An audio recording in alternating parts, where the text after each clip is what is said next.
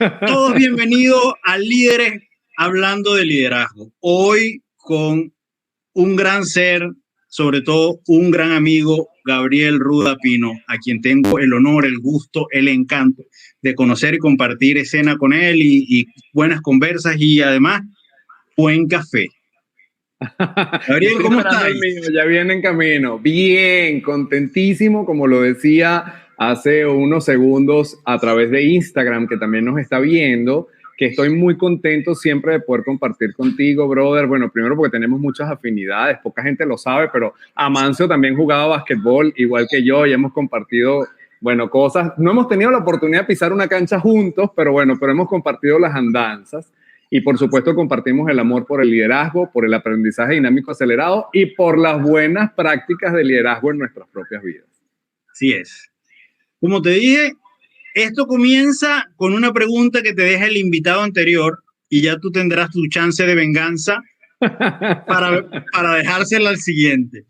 Y en este caso fue Enrique Díaz, director y gerente principal de MUR de Venezuela, que nos regaló una conversa exquisita y te dejó esta pregunta que está aquí. Yo te la dejo en pantalla y usted se explaya a responder como usted quiera. Chévere. ¿Cuál comportamiento ha sido el que más te ha costado soltar en tu crecimiento como líder?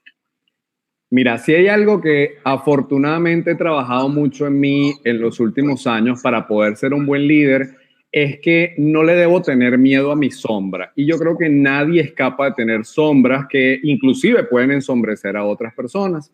Yo les voy a contar muy breve de dónde vengo para que vean lo que he tenido que soltar. Yo crecí con una formación muy férrea de casa en donde me decían que para tú poder hacer cualquier actividad tenías que ser el mejor. Eso que nos decían los abuelos, no importa que si sea vayas a ser barrendero, tienes que ser el mejor.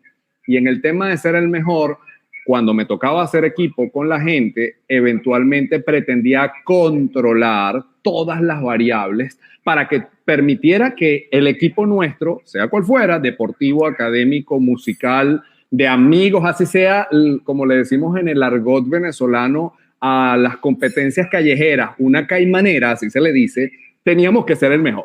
Y lamentablemente esa conciencia eventualmente se vuelve inconsciencia porque terminas atropellando gente, porque terminas imponiendo cosas, porque terminas no escuchando, y he tenido que soltar ese mandamiento casi, porque era un mandamiento familiar de tener que ser el mejor, pasara lo que pasara, a entender que la mejor forma de ser un líder es haciendo que la gente sea mejor. Y que en la medida en que la gente era mejor, en esa medida a mí me iba mejor, porque además lo otro que me encontré, muy sombrío, por cierto, era que terminaba cansado, bravo, frustrado, triste y eventualmente no con los resultados que estaba esperando, porque además nadie va a ser igual que tú. Esa es la realidad. Entonces, ¿qué me ha tocado soltar? Soltar el control. Y además de eso, tener que soltar el perfeccionismo. Yo nací un 22 de septiembre de 1977, voy a cumplir 44 años, no tengo ninguna vergüenza de hablar de edades ni nada de eso. Y si bien es cierto, no creo en la horoscopía, creo en la astrología como ciencia investigativa, en donde hay, bueno, algunas cosas que influyen en quién eres, sobre todo en la posición de los astros. No creo que es determinista, o no me vayan a malinterpretar, y que, ay, perdimos al científico, no. Pero sí creo que hay cosas que vienen de fábrica, por la influencia astrológica y astronómica inclusive. Y en mí el perfeccionismo ha sido, pero, o sea, una bandera, casi que yo soy perfeccionista, yo soy el tipo que cuida los detalles, etcétera, etcétera. Y cuando construyes un equipo de trabajo, el perfeccionismo no sirve. Es más, eventualmente como líder, te vuelves la piedra en el zapato para que tu propio equipo no avance. Es más, ¿qué piedra en el zapato? Te vuelves el grillete, porque lo revisas todo, porque lo supervisas todo, porque todo lo quieres llevar a la excelencia, pero resulta ser que la excelencia no va de la mano con la agilidad que se necesita en estos nuevos tiempos. Por eso se habla de las nuevas metodologías ágiles. Y el que en este momento se declare perfeccionista no ha entendido el momento en el que estamos, porque si te vuelves muy perfeccionista, eventualmente los proyectos no salen. Entonces, me ha tocado eventualmente tener que trabajar muchísimo mi perfeccionismo y mi equivocación. Y por cierto, en este momento me acabo de dar cuenta que hasta el cazador más experimentado se le escapa la liebre. Mila, y se me escapó enchufar la computadora. ¡Mila! Fíjate que una de las cosas, y a propósito de lo que dice Gabriel, que es que en el baloncesto, y depende de la posición en la que jugaba Gabriel, que la desconozco, por ejemplo, pero yo sí que jugaba de piloto por mi gran altura, de 1,68, tenías que tener el control. Y es un juego donde el piloto tiene mucho control a pesar de estar jugando en equipo. Es decir, jugar de piloto significa tener una mirada mucho más controladora y muy conocedora de tu equipo. Entonces, ¿cómo manejabas eso, Gabriel, entre el hecho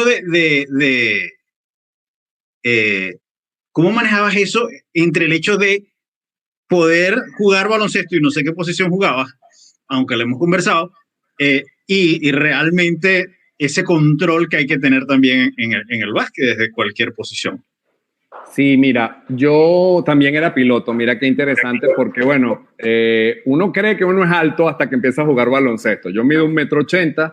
Para los que miden en pies, yo mido 6 pies más o menos, 5,11, 6 pies más o menos.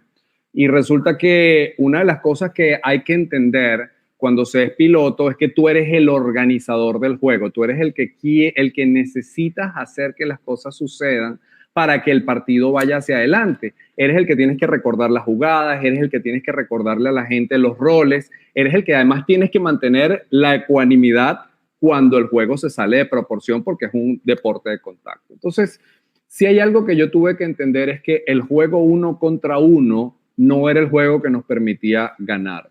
Y eso no es fácil porque, a ver, a uno lo forman viendo partidos y en los partidos, ¿qué es lo que ves? El crossover en donde dejas al otro jugador atrás. La jugada de 3 puntos en donde tú eres el que metes la canasta contra 3 jugadores si es posible. Y cambiar esa mentalidad, que por cierto me tocó cuando fui psicólogo de la selección, no es sencilla, porque te toca eventualmente decir, necesito compartir el protagonismo, necesito dejar que otra persona sea la que eventualmente coprotagonice conmigo. Y hay algo que decía Magic Johnson, de hecho búsquenlo, en internet está, es un pequeño documental acerca de Magic Johnson hablando de la emoción de ser un líder de asistencia. Y él decía, cuando tú metes una pelota, eres feliz tú. Pero cuando tú haces una asistencia de fantasía y otro mete la pelota, son felices los dos y eventualmente es feliz el equipo porque se está compartiendo la pelota. Entonces, corporativamente pasa muchas veces que la gente no quiere compartir la pelota. Entonces, quieren manejar el presupuesto, quieren manejar el proveedor, quieren manejar el procedimiento, quieren manejar la idea final, quieren manejar, y hace falta compartir la pelota para que eventualmente ganemos el partido. Así es. Voy a quedarme en el tema del baloncesto, me voy a quedar en el tema de este juego porque resulta que tengo un buen amigo que se llama Sergi San José, jugó en la primera división de baloncesto de la Liga Española. Y bueno, jugó a nivel profesional, de hecho, durante un año y luego salió por distintas razones. Y cuando yo puse el post y dije que tú habías sido psicólogo de la selección de básquet y pregunté qué pregunta, Sergi dice, ¿por qué hay jugadores que entrenando muestran su potencial, pero el día del partido no rinden igual? Y te dejo otra que te la voy a dejar. No, súper, vamos a ir manejándolo. Mira, a lo largo de nuestra existencia, nosotros hemos estado lidiando con muchas situaciones personales que tienen que ver con la relación con mamá, con la relación con papá, con la relación con abuelos, con la posición que tenemos entre los hermanos y eventualmente hemos ido grabando cosas en nuestra cabeza que nos hacen daño a la hora de tener que presentar el examen. Cuando tú vas a un partido de baloncesto, podría decirse que esa es la presentación del examen. Tú dices, bueno, cuando estás ensayando, cuando estás estudiando, te va perfecto, pero a la hora de la presentación del examen te asustas. Y en el partido comienzan las voces de todo lo que vienes arrastrando a lo largo de tu vida y esas voces son las que no te dejan canalizar los métodos que aprendiste, las técnicas que desarrollaste, los ejercicios que practicaste, los tips que te dieron los entrenadores, los técnicos, las personas que has visto a través de las redes sociales, hoy en día que puedes aprender mucho a través de tutoriales, y entonces empieza el ruido mental. Ahorita que estoy haciendo mucho coaching, eso más que coaching, mentoring, porque lleva mucho de asesoría de mi propia vida personal y de mi propia experiencia. Mucho mentoring con conferencistas. Yo le hago una metáfora a los conferencistas con los que estoy trabajando. Les digo, mira, cuando tú te paras frente a la cámara, tú tienes un discurso espectacular, tienes una calidez espectacular, tienes una línea de investigación espectacular, pero esa espectacularidad no sale cuando vas al video, porque me toca hacer mentoring. ¿Por qué no sale? Porque es como si tú tuvieras un monstruo aquí al lado y el monstruo te susurra en el oído y te dice, no eres suficientemente bueno, eso no está bien dicho, ese es más rápido que tú, ese es más alto que tú, y entonces ese monstruo hace que tú no conectes de manera fluida todos los talentos que estás teniendo. Si nos vamos a la psicología, hoy en día eso se llama el síndrome del impostor.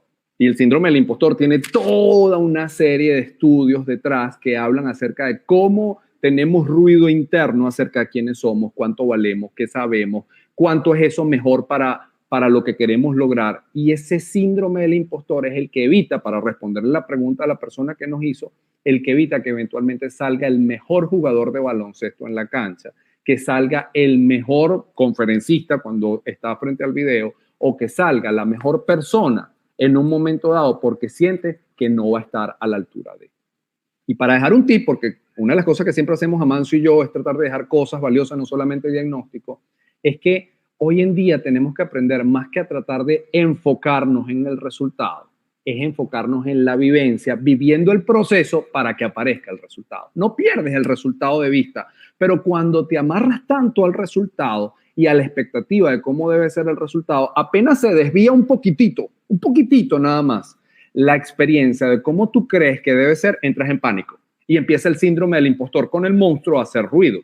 Entonces es lo que le pasa a un jugador de baloncesto cuando va a lanzar la primera pelota y eventualmente la pelota no llega. ¡Uy! Se queda ese ruido mental allí. Y es lo que le pasa a un conferencista cuando va a hacer la primera grabación del video y se le olvida una palabra o dice ciudad en vez de ciudad o lo que sea y entonces se queda el ruido mental. Eso hay que hacer un trabajo interno para empezar a desmontar la necesidad de ser perfecto, para vivir el proceso y que del proceso salga el resultado. Sí, Gabriel, y sabes que viendo y escuchándote, no sé si viste la serie, el documental en Netflix, supongo que sí, de The Last Chance You, el último chance de la universidad. No, mira, no la vi. Tienes que verlo, es un must para ti, y además que después podamos hacer una conversación de esta juntos, porque se trata de unos estudiantes en Estados Unidos que van a una escuela, es un documental en serio, que van a una escuela y la única manera que tienen para poder entran en un college, para poder entrar a una universidad es jugando baloncesto. Y es el equipo de baloncesto. Entonces este coach se ha especializado en agarrar gente que viene de la prisión, las mete en este college para que terminen la colegiatura y puedan conseguir becas en universidades prestigiosas jugando. Están en la zona más peligrosa de Los Ángeles, se da la cosa, ¿no? Entonces, es fantástico porque probablemente muchas de las escenas que hay en ese documental vienen de eso, vienen de un jugador que es altamente potencial, con una potencia extraordinaria, con una altura, es un jugador perfecto, que vas a identificar, un tipo de 2,5 metros, y en el juego pierde el control, pierde la emoción, pierde el resultado, y viene porque van contando la historia de cada uno. A propósito de eso, y a mí me gustaría que contaras no solo si tienes alguna experiencia como esta, como el preparador mental, el psicólogo del equipo nacional de Venezuela en baloncesto, si tienes un caso como esto, pero además, para responderle también a Sergi, ¿cómo lo trabajaste? La pregunta que le hace es esta. Y si me permiten, me gustaría hacer una segunda pregunta. ¿Hasta qué punto el estado emocional y psicológico del jugador es causa de algunas lesiones que sufre? Total. Fíjate, si tú eventualmente estás en un estado de tensión tan fuerte, en el cual tú no logras relajarte, tú no logras disfrutar lo que estás haciendo, tú no logras además ver una fotografía de futuro en la cual te ves ganador, porque eso es lo que es el miedo, eso es una definición que alguna vez le escuché a Eduardo Martín, amigo querido por ambos, Y él decía Bien. que el miedo era una fotografía de futuro en la que te ves perdedor. Y si tú no logras construir una fotografía de futuro en la cual tú te veas ganando, tú vas a asociar el juego con una cosa amenazante, horrible, en la cual tú dices, no, yo no quiero vincularme con eso. Nosotros tenemos en la psicología básica del ser humano necesidad de acercarnos al placer y necesidad de alejarnos del dolor. Y como Claro. líder eso es muy importante, eso lo vamos a hablar en un ratico. A veces los líderes conectan con placer, a veces los líderes conectan con dolor. Por favor, sin doble sentido. ¿Ok? Entonces, si un jugador asocia el juego con dolor, eventualmente va a desarrollar dolencias somáticas que le van a decir, no, no, no, tú no te puedes acercar a eso que es doloroso, déjame generarte una alarma corporal para que tú no te vincules con eso, porque eso va a ser mucho más doloroso. Entonces, surgen cosas, me pasó con un jugador por un tema de ética, no puedo decir el nombre, Por tenía supuesto, por una supuesto. fascitis plantar que nadie se explicaba cómo ese señor tenía una fascitis plantar. Y se le trató con ondas de choque, se le trató con calor local, se le generó una infiltración de esteroides, con esteroides aprobados por la federación. No estamos hablando de esteroides anabólicos, sino esteroides médicos, y la fascitis no mejoraba. Y resulta ser que lo que sucedía era que ese jugador no había terminado de firmar contrato con ningún equipo, estaba sin contrato, estaba buscando una oportunidad fuera, era un muchacho joven, veía la oportunidad de la selección como una vitrina, pero no tenía la garantía de que iba a quedar. Entonces, mira qué interesante, le dolía el pie, tenía miedo de no quedar, más le dolía el pie y se generaba un círculo vicioso. Él asociaba el juego con eso. ¿Qué empezamos a trabajar? Parece mentira. Comenzamos a trabajar espacios de meditación, espacios de relajación, visualización creativa previo al juego. Estuvimos trabajando directamente en el juego. Mira qué creencias estaban sucediendo justo cuando entrabas a la cancha y comenzamos a trabajar y anotar, a trabajar, a anotar, a trabajar, a anotar y comenzamos el proceso de cambio de esas creencias. Mira, mágicamente nadie se explicaba cómo a medida que empezamos a hacer el trabajo, la fascitis plantar empezó a desaparecer. O sea, suspendimos las ondas de choque y contrariamente con el trabajo psicológico empezó a mejorar. ¿Qué tal? Entonces, es impresionante cómo cuando asociamos con dolor, me encanta esa metáfora, cuando tú asocias con una fotografía en la que pierdes, una fotografía en la que no te va bien, una fotografía en la que algo te va a generar unas consecuencias potencialmente desastrosas que no existen, que las estás creando tú en tu cabeza, eventualmente vas a generar lo que se llama popularmente el autosaboteo, y en el caso particular de los atletas, ese autosaboteo puede ser la somatización de lesiones que no existen. Sí, por eso es importante también por este manejo emocional, esta formación emocional tan importante en los líderes, porque es muy frecuente, es natural casi que un líder tienda al control, tienda a la perfección, pero probablemente también tienda a hacer autocastigarse, autoflagelarse cuando los resultados no le dan. Y Así eso es. inmediatamente te conecta con la siguiente emoción, que es el miedo, y en el miedo comienzo a somatizar todas las cosas que quiero. En tu experiencia, acompañando líderes, que sé que han sido muchos a nivel del mundo, yo pudiera decir, tú has estado en más de 20 países, creo. Así es. Acompañando líderes, ¿cuáles son los dolores principales del liderazgo en estos tiempos que estamos viviendo y cómo aliviarlo? Bueno, mira, lo primero que la gente te dice es que la gente no se compromete. Y vienen los líderes y te lo dicen como que si eso es un factor que está vinculado única y exclusivamente con la gente. Vamos a ir uno por uno, lo vamos desglosando y lo vamos conversando, ¿no? Yo le digo a los líderes que cuando la gente toma un empleo, cuando la gente ingresa a una organización, regularmente lo hace por la oferta que esa organización le hace.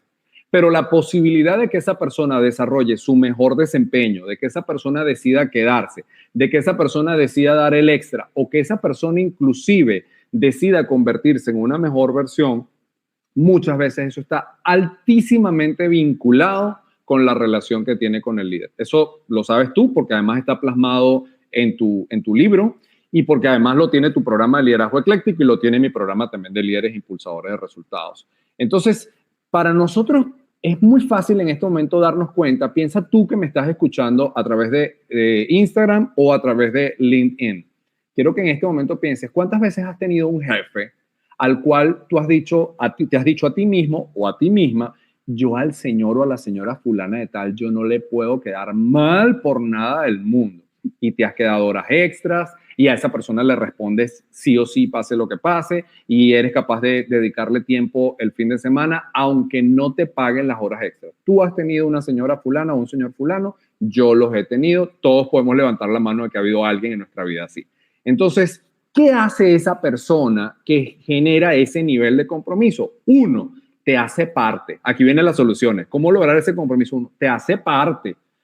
Tú no eres simplemente una actividad que no sabes ni por qué la haces, ni para qué la haces, ni quién se va a beneficiar, ni cuál es el impacto final. O sea, al hacerte parte de la actividad, lo primero que hace es decirte, eso que tú haces, así sea mandar un correo, es demasiado importante porque impacta en la compañía en ABCD. Muchos líderes no se toman el tiempo para explicar a dónde impacta cada pequeña actividad. Dos, esa persona se preocupa por saber quién eres. Y se preocupa por saber quién eres más allá de que tengas el cargo tal, o que tengas el apellido cual, o que estudiaste en la universidad tal. Hay una película muy buena que se las recomiendo ampliamente a todos, se llama Vatel, una película muy buena, por cierto, para hacer cineforo, en la cual se habla de lo que fue ese chef de la monarquía francesa de hace muchos años atrás, y Vatel era el que hacía los mejores banquetes con los cuales el rey lograba encantar a todas las personas que venían al reino. Bueno, se dice que Vatel tenía un conocimiento tan férreo de su personal que en una oportunidad, según incluso se vio en la película, falleció uno de sus empleados producto de que se soltaron las riendas de un caballo y la rienda mató al muchacho, y él dice, bueno, no lo conocía bien, pero era el hijo de fulano y fulana de tal, vivió muchos años en la ciudad de tal y luego vino acá e intentó estudiar no sé qué, pero no se le dio y finalmente le dimos la oportunidad. Menos mal que no lo conocía bien. Entonces, una de las características importantes para lograr ese engagement, ese compromiso que hace que la gente, como decimos popularmente en nuestra América, que la gente mate por el jefe, una metáfora obviamente, es que tú conozcas quién es esa gente con la que tú estás trabajando y que te preguntes cuáles son los indicadores. Nosotros en nuestro modelo tenemos hasta unos instrumentos que definen cuánto conocemos a nuestros colaboradores, pero que te preguntes, ¿yo realmente conozco a mi gente?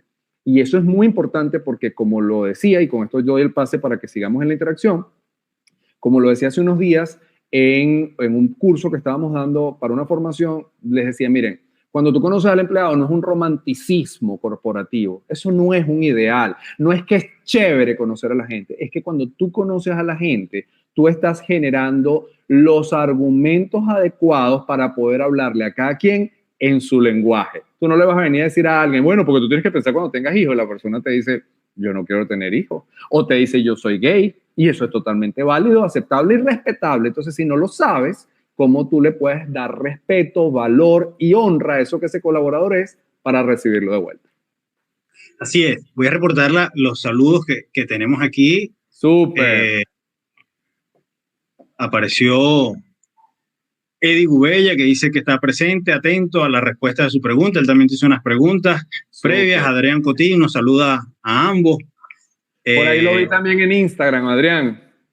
Ah, ok. Y Francisco Muset, Fran Muset, que también está por aquí. Todas esas personas que mencionó Amancio son facilitadores muy buenos, de los mejores, así que por favor, si tú tienes la oportunidad de ver el timeline de quiénes son ellos, síguelos y búscalos, por favor. Así es, gente buena, gente así es. Gao, una mirada de esto, ¿ok?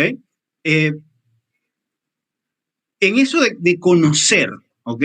Al otro, que parece un tema trillado. Oye, tienes que conocer a tu gente, tienes que saber cuántos hijos tiene, tienes que saber si le gusta o no le gusta el chocolate, cualquier cosa, ¿ok? Cosas del mundo. Yo me he conseguido líderes que me dicen, oye, ¿sabes qué? Yo no soy así. De hecho, ahorita estoy trabajando con un equipo, haciéndole coaching al equipo, pero el líder, la verdad es que todos dicen, el tipo es buena gente, pero no sabe nada de nosotros. De hecho, evita las reuniones presenciales pudiéndolas tener. Ok. Está aprovechando. Entonces, ¿sabes qué? Y yo le pregunto a él, al jefe, yo no soy así, man. Yo no me quiero saber la vida del otro, si salen, si no salen, si beben, si no beben, si comen, si no comen, si tienen hijos o no tienen hijos, si son casados, si son divorciados. Eso a mí no me importa, la verdad. ¿Okay? Yo no los trato mal, yo busco, y él hace su trabajo de líder. ¿Okay? Por supuesto, miembros de su equipo dicen, oye, es que yo extraño un líder que sea cercano, que sepa de nosotros, otros se lo perdonan. Cuando yo le digo, ¿cómo es tu jefe? El tipo me dice, como yo. Cuando le pregunto, ¿cómo es tu papá? Me dice, ausente. Cuando le pregunto, ¿quién te crió? ¿Quién fue figura paterna, masculina en casa? No hubo mamá y papá. Mamá era mamá y papá. Al líder del que Comienzas a estamos mirar, hablando que se rehúsa. Él es, sí, este jefe que se rehúsa. Ya. ¿Okay?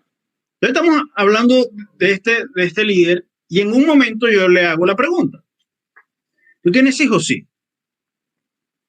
Y la pregunta detonante es, para que abramos la conversación en ese sentido, yo le digo, ¿tú crees que tu hijo le gustaría ser liderado por ti? Wow. Esas son esas Y preguntas. él inmediatamente se echó para atrás en la silla, incluso estamos conectados a través de Zoom, se echa para atrás en la silla y me dice, oye, esa no me la veía venir. Yo le digo, no, pero si lo importante no es que la pregunte, lo importante es lo que tú respondes. Así es. A partir de allí, a él el mundo le cambió. Por lo menos se lo cuestionó, ¿ok? Comenzó a cuestionarse el tema. Sin embargo, todavía no puede accionar, todavía está montado en la máscara de la cosa, ¿no? ¿Te han tocado casos como esto? ¿Qué hacemos con él? ¿Lo metemos en una licuadora? ¿Te lo mando para Panamá? Mira, tú sabes que yo he empezado a intentar, por lo menos en mis relaciones más cercanas de trabajo, incluyendo clientes. ¿Algo pasó que te saliste del Instagram? Sigo ahí, me parece como que contrariamente estás tú, pero digo, estoy yo, pero no te ves tú. Ah, bueno, estamos aquí. Vale, sigamos. Bueno, lo cierto es que yo he tratado de desmitificar algunas palabras, ¿no? Porque en el tiempo hemos llegado al punto de tratar de combatir la semántica. Mira, se salió, déjame ver si puedo volver a ingresar, disculpen. Te voy a invitar. Sí, disculpen mis amigos de LinkedIn, por favor, voy a procurar conectarme nuevamente con Amancio a través, no sé por qué se desconectó.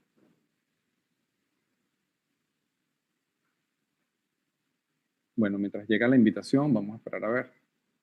Ajá. Ahí estás. Ok. Listo, te acabo de mandar la invitación. Bueno, lo cierto es que he tratado de desmitificar algunas palabras, porque hemos buscado cambiar la semántica de las palabras, pero la realidad es que en el día a día seguimos cometiendo errores o teniendo prácticas en donde solo se cambió la manera de llamar a eso, pero no cambió realmente lo que está detrás. Como por ejemplo cuando agarramos y decimos departamento de gestión del talento, cuando no se gestiona ningún talento y sigue siendo una jefatura de personal, por ejemplo, ¿no? Entonces, se ha creado toda una matriz de opinión negativa acerca de la palabra de utilización de las personas, uso de las personas. Ay, ¿cómo tú vas a usar a la gente? A la gente no se usa, se usan los recursos, se usan las herramientas, se usa la tecnología, pero a la gente no. Y mira, eso es relativo, ¿sabes? Porque te voy a decir una cosa, si tú eres un entrenador de baloncesto, yo voy a dar muchos ejemplos de baloncesto como lo han visto, si tú eres un entrenador de baloncesto y tú en este momento tienes un equipo al frente que está jugando rápido, no es un equipo alto que está jugando con fuerza, tú tienes que ver cuál de los jugadores es el que vas a usar para poder darle respuesta a ese tipo de jugada que te está realizando el equipo contrario. Entonces es mentira que tú no usas a las personas. Lo que no debes es usarlas sin que esas personas se beneficien. Lo que no debes es usarlas con mentiras. Lo que no debes es usarlas para tu aprovechamiento personal. Pero la realidad es que para el trabajo, las personas se utilizan para proyectos, las personas se utilizan para retos, las personas se utilizan para que se desarrollen. Entonces, una de las cosas que yo le digo a ese tipo de líderes es que en la medida en que tú no conoces a tu gente en esa medida tú no sabes cómo utilizar mejor, no a la persona, sino a los talentos que esa persona tiene. Porque en la medida en que yo me vinculo contigo desde el recelo, porque no tengo esa comunicación, porque no tengo ese engagement, porque no tengo ese compromiso contigo, porque no me interesa. Para mí, tú como líder vales, si no te vinculas conmigo, lo que me pagas. Tan. No hay más que eso. Y eso lo saben todas las personas que nos están escuchando. Entonces, si tú te empiezas a vincular conmigo, yo te empiezo a dar cosas que tú no te esperabas. Por ejemplo, a mí me ha pasado que eventualmente me he conseguido con colaboradores que tienen competencias de edición de video, colaboradores que tienen competencias de diseño, colaboradores que tienen competencias manuales, y eventualmente he resuelto cosas gracias a colaboradores que se han puesto a la orden para ayudarme a resolver cosas que de otra manera hubiese tenido que contratar a una empresa o que quizás no las hubiese podido resolver porque no había el tiempo suficiente para hacerlo. Entonces, para poder darle respuesta a esa necesidad que tiene mucha gente, o mejor dicho, que tienen muchas organizaciones en donde hay líderes que deciden sencillamente, no, mira, yo no soy así. Yo creo que no es un tema de no ser así. Es un tema de que tú puedes decir, yo no soy cariñoso. Eso es válido. Pero no puedes decir, yo no soy cortés. Tú puedes decir, yo no soy estructurado. Pero tú no puedes decir, yo no soy organizado. Entonces, son pequeñas distinciones que se van sucediendo y que son importantes tenerlas presentes, porque nadie te está pidiendo que seas la última parte de la curva de Gauss en donde eres la máxima representación de un valor particular, pero tampoco puedes decir yo no tengo el valor, porque conocer a tu gente es parte de la labor que tiene un líder. Tú sabes que una de las cosas interesantes es que yo hace unos días hablaba con un equipo directivo y yo les decía que el liderazgo no existe. Y me decían, ¿cómo que el liderazgo no existe si tú no estás dando un curso de liderazgo? Y le digo, no, existen una serie de competencias e indicadores que definen a lo que es liderazgo. Y entonces cuando tú cumples con toda esa serie de competencias e indicadores, la gente dice, ese es el líder al que yo quiero seguir. Entonces dice, ay, no lo había visto de esa manera. Entonces fíjate, cuando tú tienes esa serie de competencias e indicadores, entre las cuales está conocer a tu equipo, no solo como persona, sino también como profesional, en esa medida tú puedes incorporar más a la gente dentro de nuevos proyectos, dentro de nuevos desafíos, o incluso empezar a tener un poquito más de tranquilidad porque le puedes soltar responsabilidades que a veces a ti te pesan. Qué bueno. Aquí, Musek pregunta, ¿cómo ustedes dos hacen la fusión entre el liderazgo ecléctico y adaptativo? No sé si es una pregunta o una afirmación. No sé, como la quieras tomar. Vamos a empezar hablando del liderazgo ecléctico, que ¿quién mejor para hablar de él que tú? Bueno, el liderazgo ecléctico, que bien hemos conversado en otros temas. Hoy, por ejemplo, hace 2 horas atrás, estaba conversando con una amiga que tiene un proyecto de hace muchos años, un proyecto bellísimo, no logra accionar incluso por otros temas. No me voy a meter allí, pero el hecho es que cuando ella me comienza a describir los cambios que le está haciendo a su proyecto, yo le digo, anota, toma nota, para decirte cómo se llama eso. Y entonces, ¿cómo se llama? Liderazgo ecléctico. ¿Qué es el liderazgo ecléctico? El liderazgo ecléctico no es más que un modelo donde me baso y parto de lo que tengo y no de lo que me hace falta. Mi gran divorcio con los modelos de liderazgo eran todos aquellos modelos que me decían, usted está incompleto. Entonces partíamos desde una incompletitud, donde usted entonces ahora necesita aprender esto. Cuando terminaba de aprender todo eso, ya el tiempo de liderazgo se me había dado. Entonces, mi mirada es, no, tú estás con lo que tienes, ya puedes liderar. Seguramente vas a poder sumar cosas. Ahora, ¿qué es lo que realmente tienes? Es lo que vamos a ver. Entonces, es lo que hacemos en el pilar número 1, que es el inventario personal. Y entonces allí trabajamos todo el hecho de eso, de poder conocer al equipo, de poder conocer el contexto en que me toca liderar y conocerme a mí mismo como líder en mis propias competencias e incompetencias. Y esto entonces me da la posibilidad, me da la mirada profunda y densa de decir, ante esta situación puedo utilizar a esta figura de mi equipo, puedo colocar este delante, este atrás, este de pivot, puedo jugar esta estrategia o puedo jugar esta otra. ¿Ok? Y entonces en la parte número 2, en el pilar número 2 es el modelo de gestión. Con esto que tengo, ¿cómo es que yo voy a diseñar los resultados que vamos a tener? Y en el pilar número 3, una cosa que para mí sí es casi que hoy más que en cualquier otro momento un deber, es la intervención de la conducta humana. ¿Cuál herramienta estás utilizando para intervenir la conducta humana? Sea esa la psicología, sea la teología, sea el coaching, la programación neurolingüística, la gestal, lo que quiera, ¿no? La verdad que es que por ser ecléctico y me baso en lo que tengo, entonces eso es lo que voy utilizando. Así es. Que de hecho mucha gente me ha preguntado, ¿y por qué en tu libro no hablas de tu proceso de liderazgo? Yo le digo, porque eso era mucho más extenso y yo quería mostrar otras cosas. Y en eso mostramos más bien fue la retroalimentación apreciativa, que es una exquisitez el concepto de la apreciatividad y cómo hacer retroalimentación para que la gente cambie. Y ahí probablemente buscamos la efectividad, un recurso que sea muy efectivo de momento. Y finalmente, el cuarto pilar, que es la innovación. Y el que no está innovando como líder, quien no está abriendo los espacios para que su equipo innove, está diseñando su fracaso rotundo. Así es. Tú sabes que cuando yo estaba en la universidad, esa fue una palabra muy debatida, la palabra ecléctico, porque por un lado habían las personas que estaban a favor en donde decían que un ecléctico es aquella persona que es capaz de tener una mentalidad lo suficientemente abierta para poder considerar distintas corrientes, para poder considerar distintas fuentes de conocimiento, para poder considerar distintos autores y poder utilizar la que correspondiera para la situación que estuviera enfrentando como terapeuta, como consultor, como asesor o como cualquier rol que tuviera como psicólogo, ¿no? Y por supuesto habían los detractores que decían que tú no te podías volver una ensalada de cosas porque que eso era poco responsable, que eso no podía ser, que tú tenías que tener una línea clara y que incluso tenías que definirte en una posición. En el mundo que vivimos hoy en día, esa palabra ecléctico creo que es fundamental. El detalle está en que hay que aprender que no siempre la posición de protagonismo es tuya. En ese eclecticismo, eventualmente, y mezclándonos con el liderazgo, la herramienta puede provenir de alguien de tu equipo. Y eso es muy importante.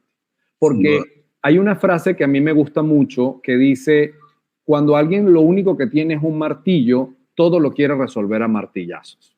Y en el mundo actual necesitamos gente que tenga sierra, que tenga caladora, que tenga lijadora, que tenga destornilladores, etcétera, etcétera. Y difícilmente tú como líder los vas a poder manejar todos. Es imposible, muy difícil.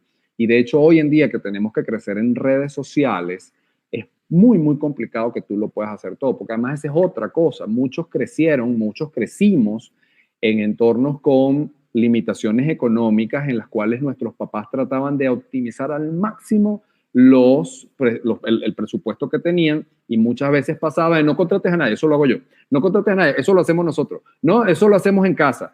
Y en esa mentalidad de crecimiento, fíjate cómo es importante revisar la historia de dónde venimos, nos vamos acostumbrando a que todo lo tenemos que hacer nosotros y se pierde ese eclecticismo. Entonces, para darle respuesta a lo que acaba de decir Francisco, creo que es muy importante saber, uno, cómo adaptarte a cada situación, pero la otra es cómo tú puedes en esa búsqueda de resultados, lograr que esa adaptación sea encontrando el mejor talento disponible o dentro de los talentos que tienes, encontrar quién es el que mejor lo hace para poder salir adelante con lo que estamos haciendo.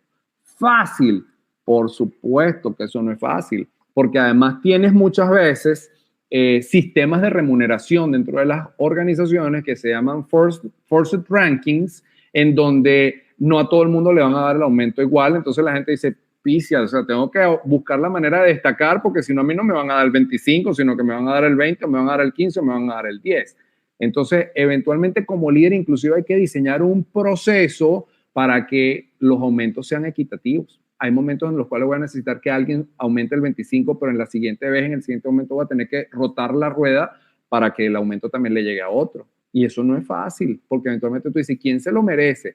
Pero ahí es donde viene precisamente esa adaptatividad y ese eclecticismo. Así es.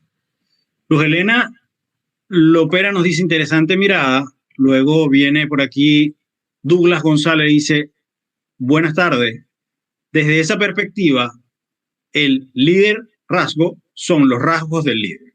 cosa que a mí me encanta en algún momento. A Douglas no lo conozco, pero Luz Helena es una brillante líder de recursos humanos que por muchos años hasta ha sido una importante ejecutiva del mundo de la industria farmacéutica. Qué bueno tenerte por aquí, Luz. Y Luis Muñoz nos dice, vaya, la frase del martillo está genial.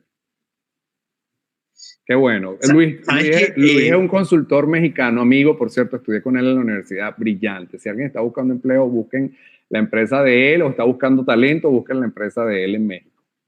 ¿Sabes que el viernes estábamos en Café Sacristán, que es el lugar de encuentro de la bohemia que hemos hecho de manera virtual una vez al mes, a propósito de mi libro Líderes que cuentan, se cuentan? Uh-huh. Y leímos un cuento de mi autoría donde trata de la conquista de unas hermanas gemelas, ¿no? Y entonces las mujeres que estaban allí comenzaron a plantear el tema del cambio del lenguaje, pero ¿por qué conquista? ¿Por qué usar esa palabra? ¿Qué palabra la cambiamos por conquista? Y el debate exquisito además fue en función de eso. Entonces yo le decía, bueno, ok, seducción, y alguien por allá propuso, Juan Vera propuso seamos cómplices, y entonces le pusimos la pelota a las damas y le dijimos, bueno, ¿cuál es la palabra que ustedes cambiarían si no quieren ser conquistadas? ¿Cómo lo llamarían ustedes, no? Uh-huh. Hay un silencio sepulcral. No conseguimos la palabra. Y ahora cuando yo escucho el tema del martillo, que venimos de un lenguaje, y en liderazgo se usa muchísimo, un lenguaje de guerreros, un lenguaje de fuerza, de bélico en muchos casos, vamos a la guerra. O sea, pregunto, bueno, ¿qué otra cosa pudiéramos estar utilizando? ¿Qué otras metáforas podemos estar creando que tengan un lenguaje mucho más cónsono con el momento? Y pensando en el martillo, ¿qué pasa si al líder no solamente le cambiamos el martillo por un corazón? Sí, es válido. ¿Qué pasa si no le cambiamos el martillo por un sombrero de mago? Uh-huh. Así es. Verás todo desde la magia, verás todo desde la emoción. No lo sé. Son pensamientos que me vienen ahorita aquí en caliente. Sí, es válido. Ahora, como te comentaba hace rato, eso es necesario, empezar a tener perspectivas para llamar las cosas de manera diferente. Ahora, también hay que buscar no solamente llamarlas, sino integrarlas de manera diferente. Sin duda. Porque fíjate que si nos vamos un poquito más allá, la semántica del día a día es mi marido, mi mujer, y eso tiene un sentido de posesión, cuando la realidad es que nadie le pertenece a nadie, ni siquiera tus hijos te pertenecen. Ellos están un rato contigo, se te entregan, o la vida te los entrega para que tú los guíes con amor, para que les brindes lo mejor de ti con amor, pero no te pertenecen. Ni siquiera tu marido ni tu mujer te pertenece, nadie le pertenece. Entonces, a ver, creo que tenemos que hacer el esfuerzo por cambiar la semántica, sí, pero también tenemos que hacer el esfuerzo por no quedarnos tanto en la semántica, porque finalmente todo se vuelve ofensivo y hay que tener cuidado con eso, y es lo que está pasando ahora mismo en las redes. Claro. Y fíjate que hace 3 semanas atrás o un mes atrás, no recuerdo, 2 personas a las cuales respeto profesionalmente escribieron un artículo que se llamaba El fin del liderazgo. Uh-huh. Y mi reflexión al final es que al final no matan el liderazgo realmente, sino que lo renombran. Yo digo, este juego probablemente, bueno, funciona mercadológicamente, pero al final sigue siendo lo mismo, porque los elementos seguían siendo lo mismo. Uh-huh. Y yo estoy de acuerdo contigo, porque la propuesta de cambiar el lenguaje, porque yo soy ontológico y el lenguaje crea realidades, efectivamente, uh-huh. Y como creo en eso, entonces busco cada vez un lenguaje mucho más constructivo. También creo que si el lenguaje no está contribuyendo a crearme una nueva realidad, sino que se convierte en un cliché, en una moda, en una frase pegajosa, no me sirve absolutamente de nada. Los que somos coach y amamos el coaching y probablemente seamos románticos del coaching por lo que hemos vivido, sabemos que, bueno, la palabra coach hoy es cualquier cosa, puedes ser coach de lo que quieras. Ahora, el cuestionamiento siempre es el mismo, o por lo menos mi mirada de eso siempre es el mismo, que funciona para el coaching como funciona para el liderazgo. Lo importante no es si te llaman coach o si te llamas líder. Lo importante es qué haces con eso. ¿Qué haces para generar resultados, para mejorarle la vida a la gente, para mejorar el clima de tu equipo, para poder mostrarle al mundo cosas con esto? Si te llamas Pedrito, te llamas anillo en el dedo, te llamas coach, te llamas líder, está bien. Ahora, muéstrame que eso te sirve para generar unos resultados distintos y que generen bienestar en ti y en el resto.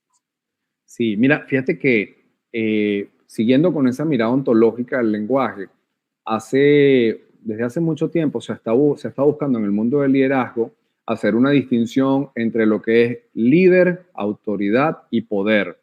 Y se ha tratado en alguna medida de disminuir la importancia de la autoridad y el poder para darle esa relevancia al concepto de liderazgo. Y sabes que hay momentos en los cuales también hace falta un poco de autoridad y de autoritarismo.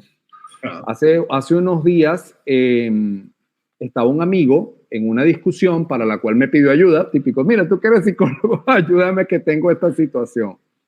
Y entonces viene el hijo, empezó a trabajar, está generando trabajos como community manager a través de internet y está empezando a generar buen dinero. Parece que el muchacho es muy bueno, está logrando captar suficientes clientes y le dijo al papá, me voy a comprar una moto.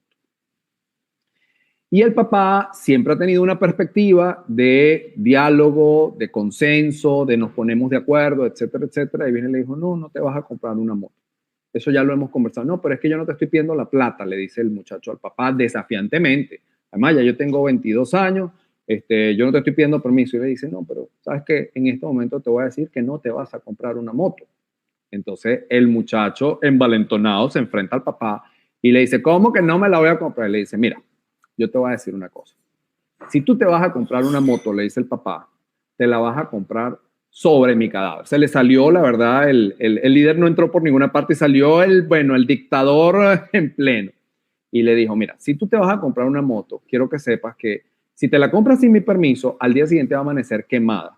Y si te la compras conversándolo, quiero que sepas que al día siguiente te tienes que ir de la casa. Porque si tú en este momento tienes los guáramos, tienes la fuerza para comprarte una moto, tú tienes que tener también la responsabilidad de mudarte solo para poder cubrir tus gastos en otro lugar, porque te puedes permitir la moto porque aquí en la casa te damos el apoyo.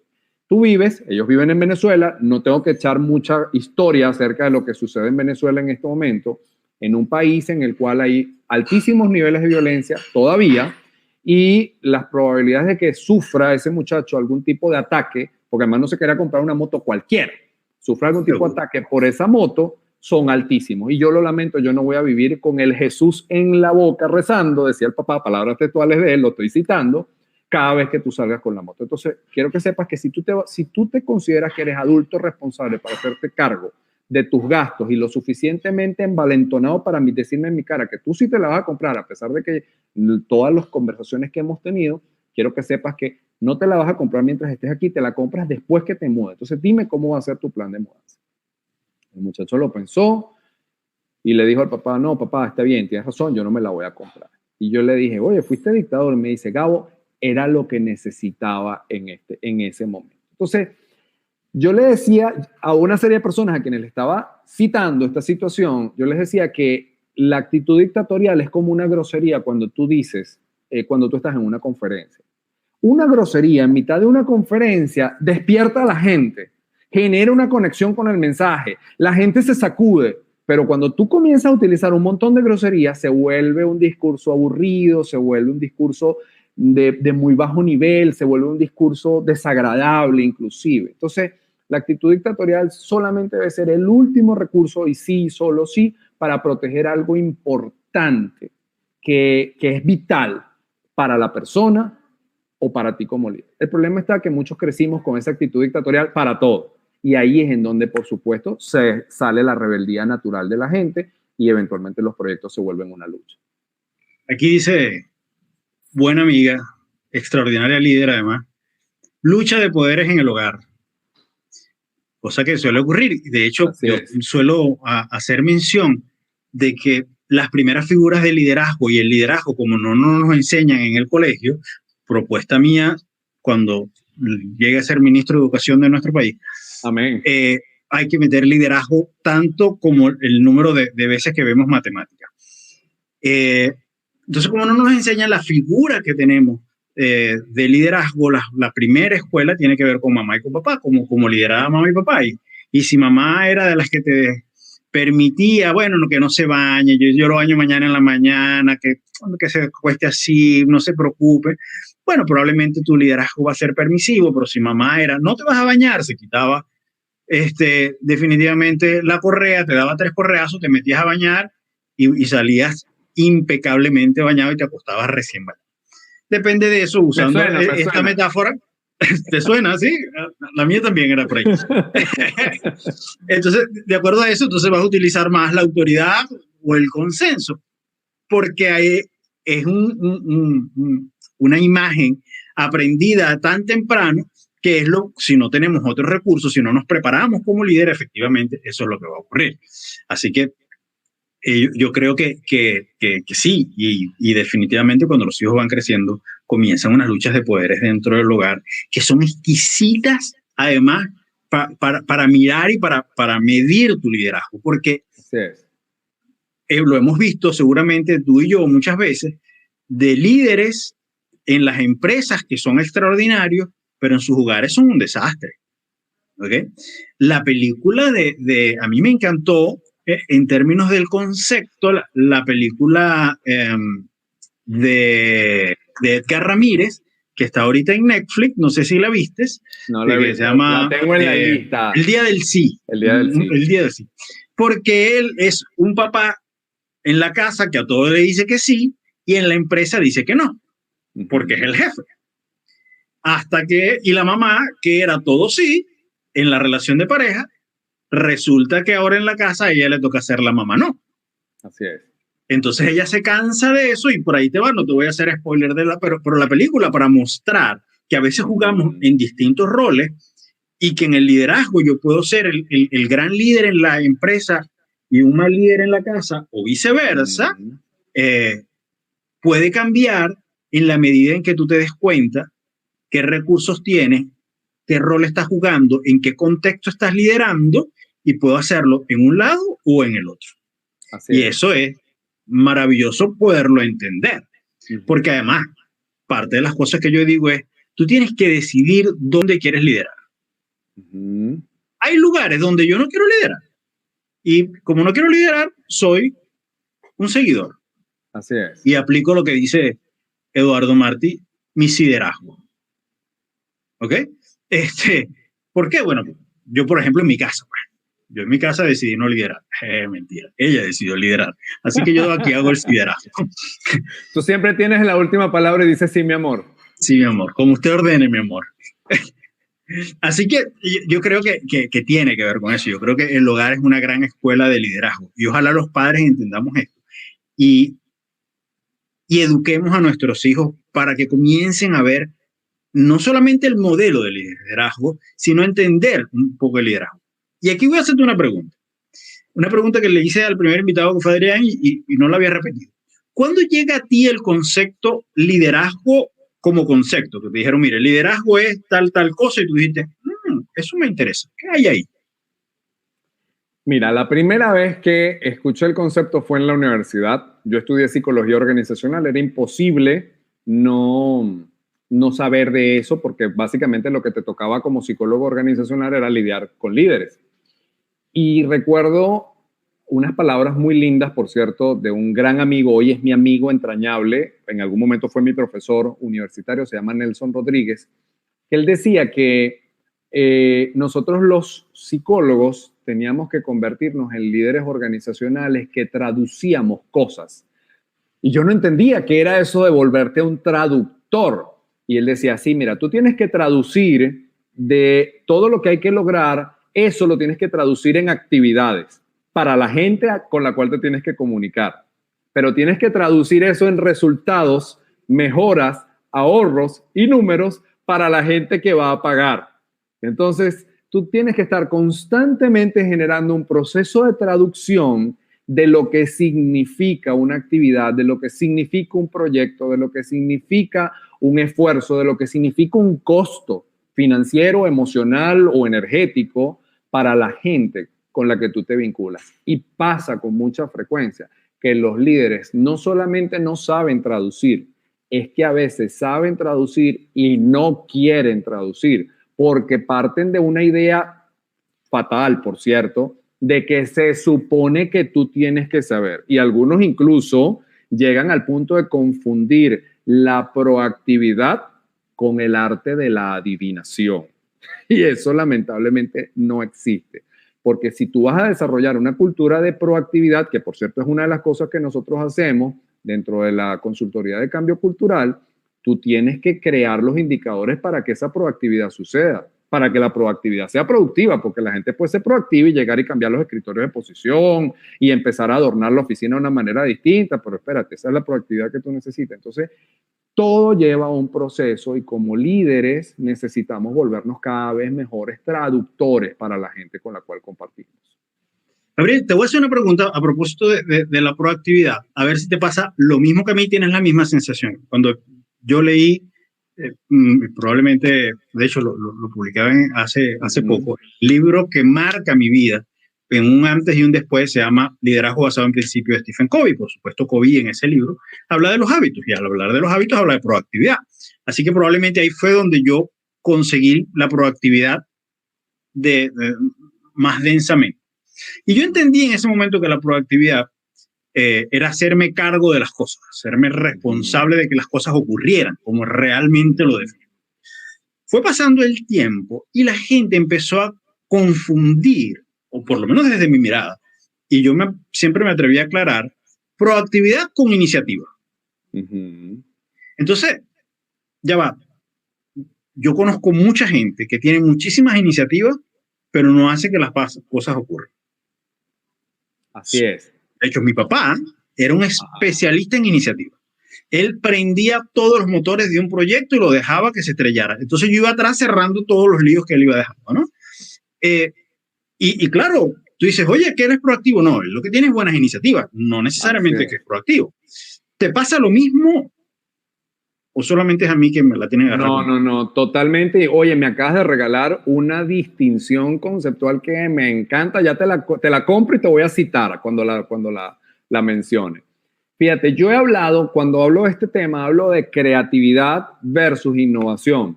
Por ahí debe estar Adrián y seguramente va a comentar algo porque ese es su tema de mayor experticia, pero yo lo coloco en palabras muy sencillas. Cuando tú eres una persona creativa, tienes iniciativa, que es lo que tú estás diciendo en este momento. A ti se te ocurre, ¿qué les parece si hacemos tal cosa? Se me ocurre que podemos inventar tal otra. Oye, yo creo que podemos romper los esquemas así, asado. Eso está maravilloso. Innovación es cuando tú agarras esa idea y dices, ya va, pero espérate un momentico. Nosotros tenemos tanta plata, nosotros tenemos que llegar a tal lado, nosotros contamos con estas personas, nosotros estamos en un contexto así y lo que podemos hacer es y creo que lo podemos hacer así. Entonces, ahí es donde viene la proactividad. De hecho, hasta la misma palabra te lo dice. Mira qué interesante cómo el mismo significado está inserto dentro de su semántica. Iniciativa viene de iniciar, pero no necesariamente significa continuar y finalizar. Mientras que proactividad significa pro, a favor de, y actividad, hacer. Entonces, es como cuando, mira, hoy, obviamente menciono la situación, más no la persona. Hoy una persona me dice, oye, a ver si un día de esto hablamos. Y yo le agarro inmediatamente y le respondo, le digo, mira, vamos a hacer una cosa. Si le ponemos un día de esto hablamos, no va a suceder nunca. Yo te propongo que me pases cuáles son tus días disponibles, tus horas más o menos, y en función de tus horas yo te digo qué hora tenemos disponible y vamos a ponerle fecha, porque si no, no va a suceder. Igual que los reencuentros. Yo recuerdo que, oye, es una verdadera lástima que nos haya agarrado la pandemia con tantos reencuentros que dijimos que íbamos a hacer y no sucedieron, porque había gente que tenía muchísimas iniciativas. Nos vamos a encontrar los de la promoción del colegio X. Maravilloso, sí, y lo vamos a hacer con música de los 80 y le vamos a poner y nos vamos a venir todos disfrazados y vamos a hacer que, ok, chévere, nadie puso locación, nadie dijo cuánto le íbamos a quitar a cada persona para poder pagar todos los gastos, nadie dijo quién contactaba, cómo organizamos la base de datos, etcétera, etcétera. El mundo está lleno de iniciativas maravillosas, denle el crédito a Mancio por lo que acaba de decir de iniciativa versus proactividad. El mundo está lleno de iniciativas maravillosas, pero de muy poca proactividad. Entonces, necesitamos como líderes incentivar a que la gente se sienta lo suficientemente cómoda para que no solamente proponga la iniciativa, sino que se adueñe de la proactividad necesaria, por supuesto con la anuencia y los criterios necesarios para que le vaya bien, porque no hay nada peor que tener a alguien que fue proactivo y luego recibe un trancazo por eso. Vamos a ir con respuestas cortas que tengo varias en el tintero. Aquí sí. Douglas, desde Venezuela, nos dice, ¿el lenguaje no necesariamente es necesariamente imprescindible para liderar? ¿Y qué pasa con quien no sabe comunicarse? El volverse marinero implica aprender a nadar. ¿Y qué pasa con quien no sabe nadar? El volverse basquetbolista implica aprender a... Te voy a contar algo. Te voy a contar algo. Para. Douglas, ojo, me parece brillante. No. Te voy a contar algo. Douglas y yo conocemos a alguien. Ajá. ¿Okay? Que ejerció en la Marina venezolana y no sabía nadar. Okay. Duró y tuvo tremenda carrera y nunca aprendió a nadar. Todavía creemos que el Espíritu Santo fue quien lo salvó en los momentos de natación.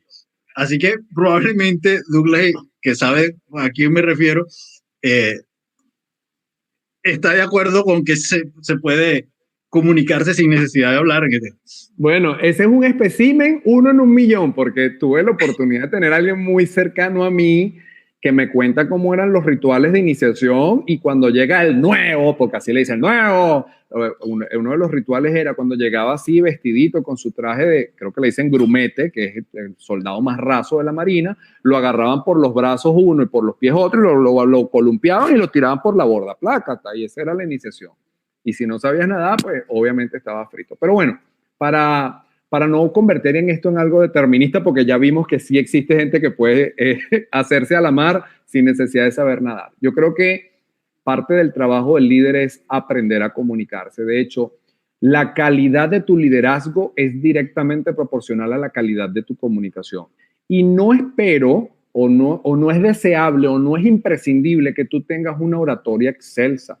Hay líderes de camiones de verdura que a duras penas y saben hablar, pero lo saben hacer de una forma que cala en la mente de los ayudantes que venden las verduras lo suficientemente bien para que esos manes se paren a las 3 de la mañana, porque a esa hora se paran los camiones de verdura, ordenen las verduras, no se roben la plata, porque además no sé si se han dado cuenta, los que compran en camiones de verdura, ahí no hay ni factura, ni recibo, ni nada por el estilo, y ese es un negocio enigmáticamente rentable, basado fundamentalmente en la capacidad de engagement o de enganche emocional que genera el dueño del camión de la verdura.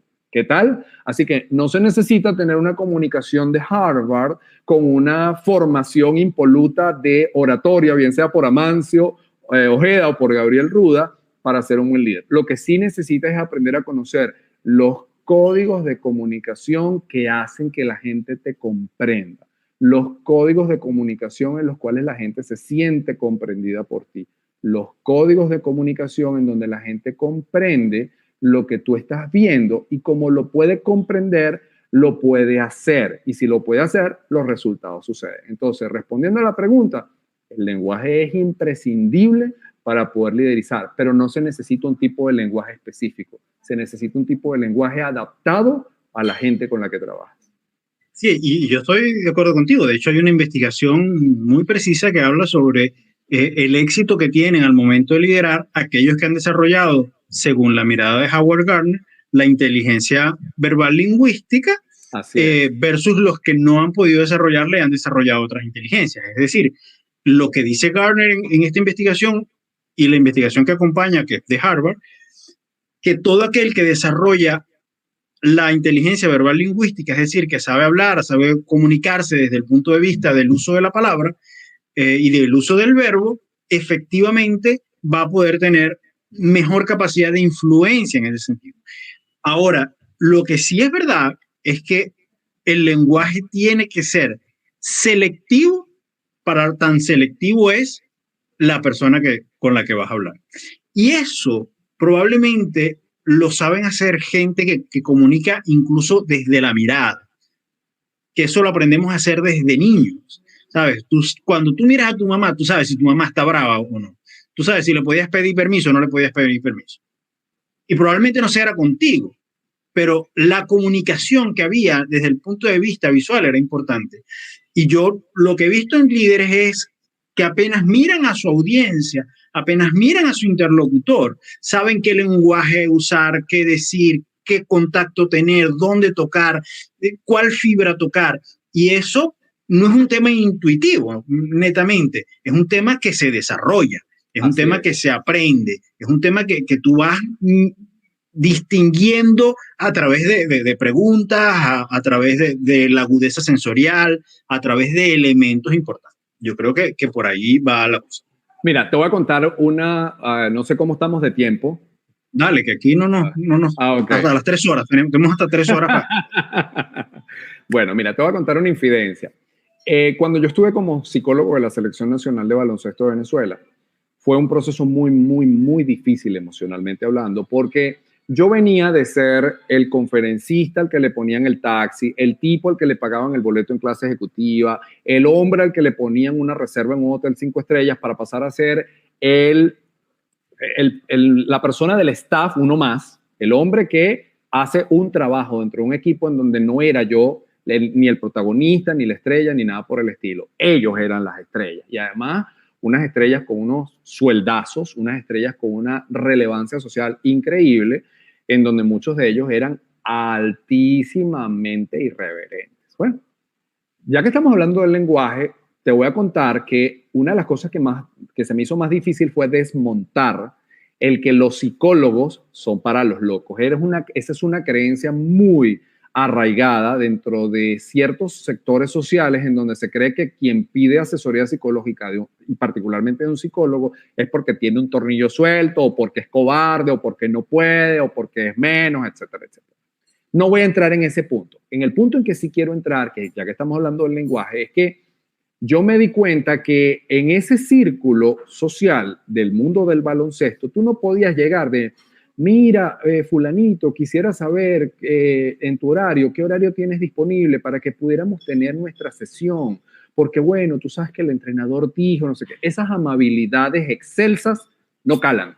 No calan. O sea, el tipo no te daba, te bypaseaba, te veía como un estúpido. No usa la palabra, pero sí. Entonces, yo tuve que empezar a darme cuenta cómo era la jerga, tuve que empezar a darme cuenta cuál era la forma y me di cuenta que yo tenía que venir.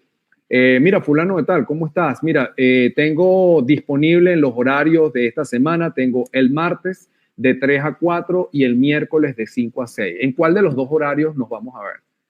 Fíjate que ni siquiera le decía prefieres. ¿En cuál de los horarios nos vamos a ver? Porque yo tenía que cumplir con una serie de sesiones individuales porque yo tenía que pasar un reporte de lo que estaba haciendo, de los avances, de los desplazamientos, de los diagnósticos, etcétera, etcétera, etcétera.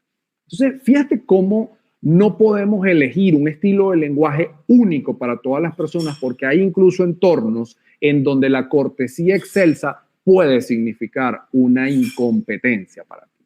De hecho, me ha tocado eventualmente dar conferencias para operarios de planta y con los operarios de planta pasa exactamente lo mismo. O sea, tú no puedes colocarte en un lenguaje muy, obviamente ni muy rebuscado, esa es obvia, esa todos los que nos están escuchando lo saben, pero tampoco te puedes colocar en conceptos, aunque estén con palabras sencillas, porque no te los van a captar.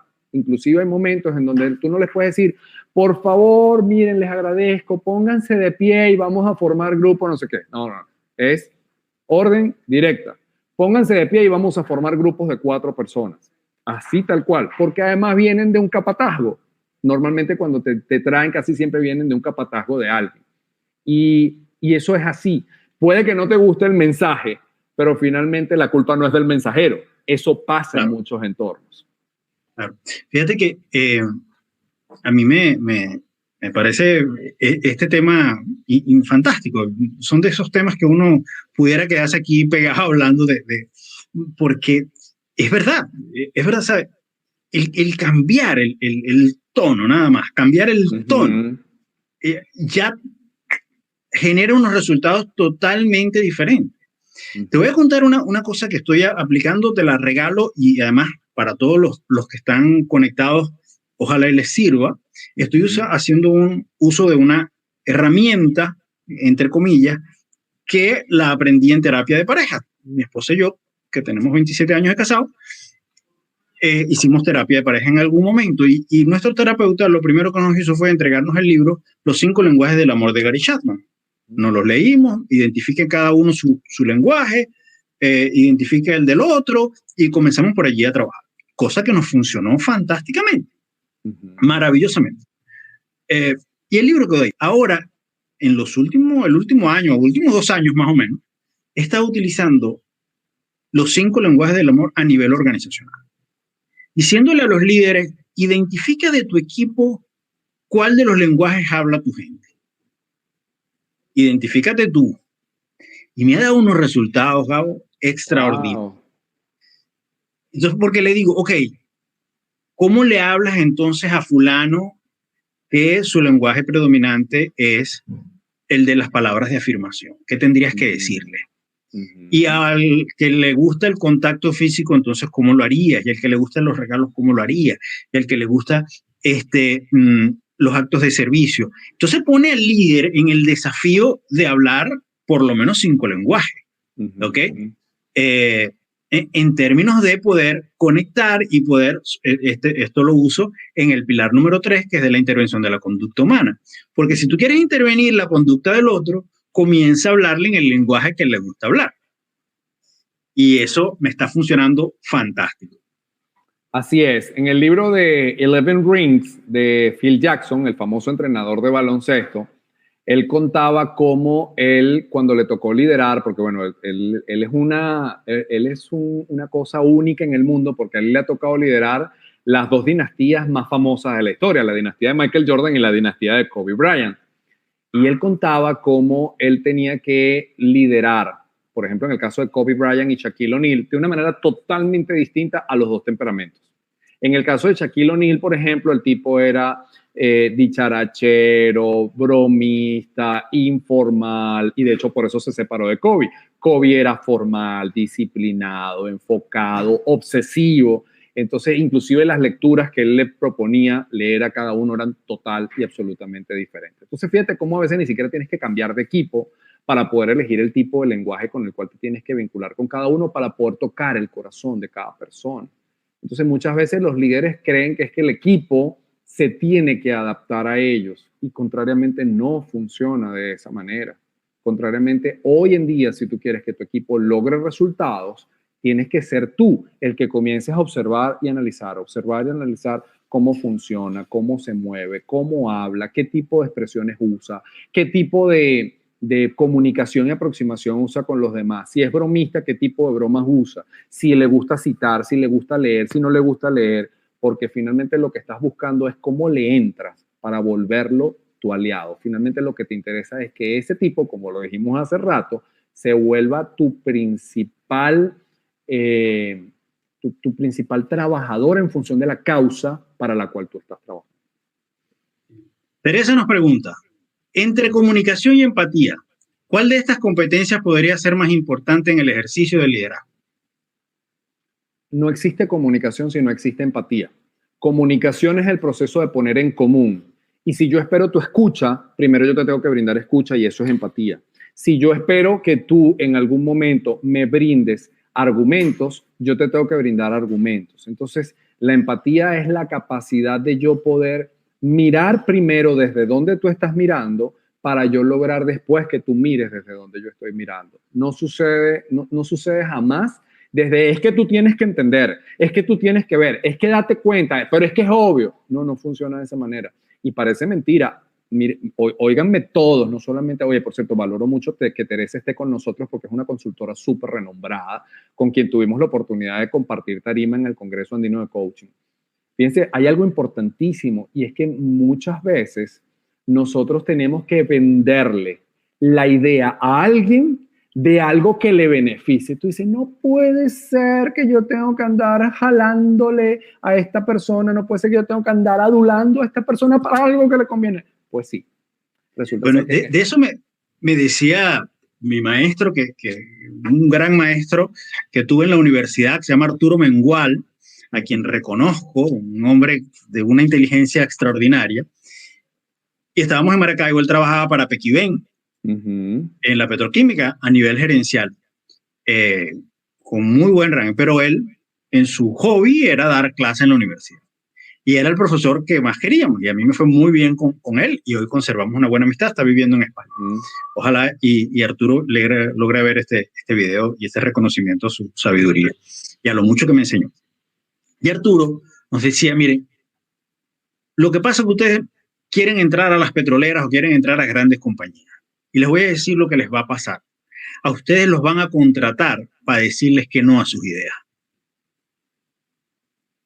Me dice, yo cada vez que tengo que presentar un proyecto que estoy seguro que le va a hacer súper bien a la compañía, lo que estoy esperando es que me digan que no, porque siempre pasa. Entonces me preparo para el no y me preparo para el sí.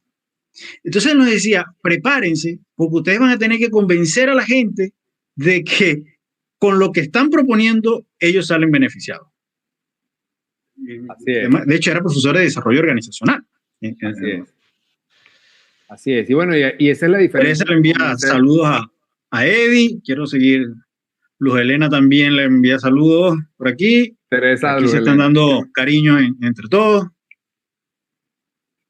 Qué maravilla. Cosa que me agrada muchísimo, además.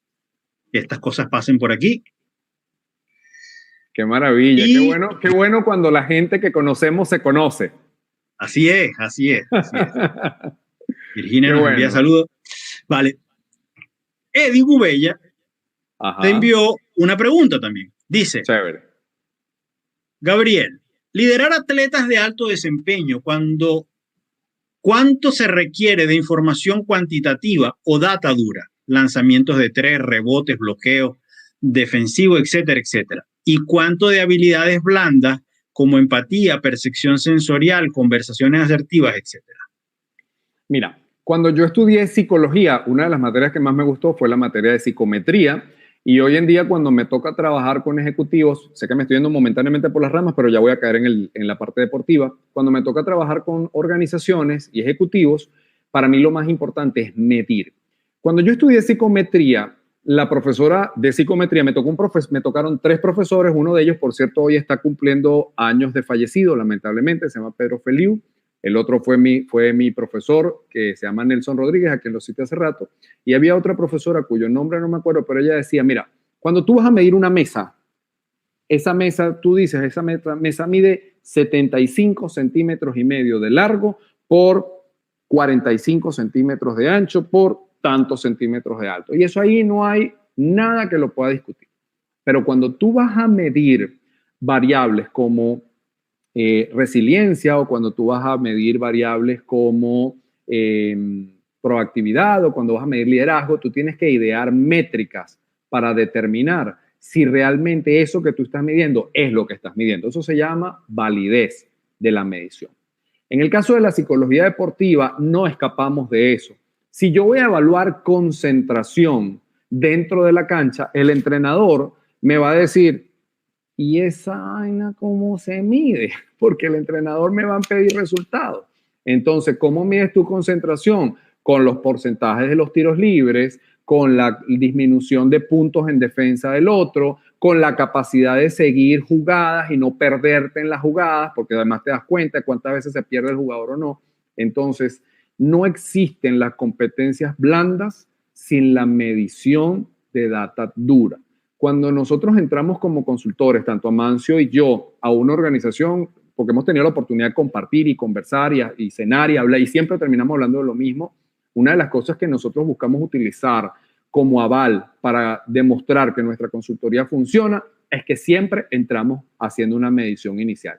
Inclusive me ha pasado que para garantizar credibilidad, a veces subcontrato empresas de medición para que no se diga, es que claro, él midió, él se pagó y se dio el vuelto.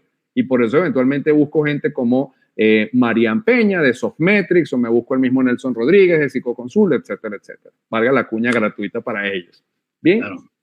Y en el caso del baloncesto en particular, tengo que trabajar muy, muy de cerca con el anotador del equipo, que casi siempre es el tercer entrenador. Entonces yo tengo que trabajar directo con él. Le digo, mira, esto fue lo que hice, estuvimos trabajando tales o cuales variables e inmediatamente vamos a ver las métricas. ¿Dónde estás y en qué tienes que trabajar? Lo mismo me está pasando ahorita. No tengo muchos atletas, la verdad, tengo solamente 2 ahorita trabajando. Lastimosamente tengo que trabajar con ellos de manera virtual. Digo lastimosamente porque no hay nada más delicioso que trabajar con un atleta en la cancha, directamente allí. Pero bueno, eso es lo que hay. Y yo tengo que trabajar directamente con su entrenador. Dame los números, porque si no, no sabemos si estamos avanzando o no estamos avanzando. Porque tú le preguntas al atleta y el atleta te dice, ¿cómo estás? Chévere. O te lo dicen con una grosería que refiere a que le está yendo bien en cualquiera de los acentos y gentilicios que tenemos en América. Pero la pregunta es, ¿realmente te está yendo bien? ¿Cómo se ve eso en los números?